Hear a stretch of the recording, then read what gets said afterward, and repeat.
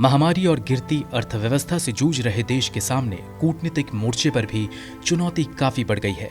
महज एक हफ्ते के भीतर चीन, पाकिस्तान और नेपाल से लगने वाली सीमा पर झड़प और गोलीबारी हुई है। फिलहाल भारत के 7 पड़ोसी देश नेपाल, पाकिस्तान, चीन, बांग्लादेश, म्यांमार, भूटान और श्रीलंका में से 4 के साथ रिश्ते तल्ख हैं। जाहिर है कि पीएम नरेंद्र मोदी के लिए यह वक्त आसान बिल्कुल भी नहीं है। इस रिपोर्ट से समझिए कि दक्षिण एशिया में भारत आज किन चुनौतियों का सामना कर रहा है।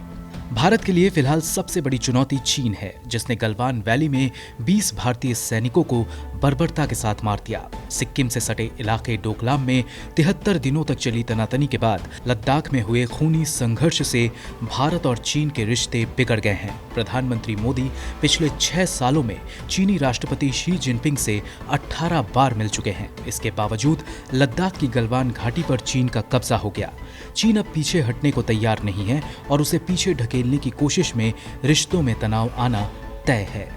नेपाल और भारत के बीच रोटी बेटी का रिश्ता है, लेकिन अब नेपाल के साथ रिश्ते में करवाहट बढ़ती जा रही है। भारत ने लिपुलेख में एक सड़क का निर्माण किया, जिस पर नेपाल ने अपना दावा कर दिया। नाराज नेपाल ने अपनी संसद में एक नए नक्शे से जुड़े संविधान संशोधन विधेयक को मंजूरी भी दे दी, जिसमें लिपुलेख, कालापानी और लिपियाधुरा को अपने देश का हिस्सा बताया। भारत ने इस पर कड़ी प्रतिक्रिया दी है, लेकिन नेपाल सुनने को तैयार नहीं है। ऊपर से 12 जून को नेपाल की तरफ से हुई फायरिंग में एक भारतीय की मौत के बाद से रिश्ते में आई दरार और बढ़ गई है। 4 युद्ध लड़ चुके पाकिस्तान से तो रिश्ते भारत के साथ शुरू से ही अच्छे नहीं थे, लेकिन 1999 में कारगिल युद्ध के बाद रिश्ते बेहतर हुए, लेकिन 2008 मुंबई हमले के बाद हालात फिर बिगड़ गए।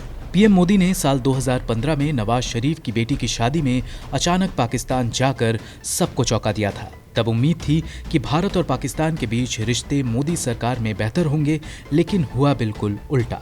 भारत ने इसके बाद लगातार पाकिस्तान पर कश्मीर में गड़बड़ी फैलाने का आरोप लगाकर बातचीत बंद कर दी। दोनों देशों में व्यापारिक संबंध ना के बराबर है और लोगों में आपसी मेलजोल बिल्कुल बंद है। ऊपर से बॉर्डर पर सीज फायर उल्लंघन रिकॉर्ड स्तर पर पहुंच गया है।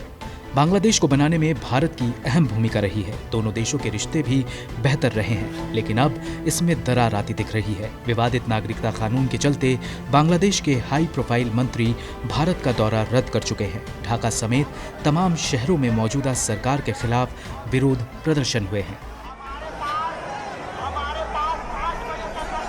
राहुल गौतम की रिपोर्ट, गो न्यूज़।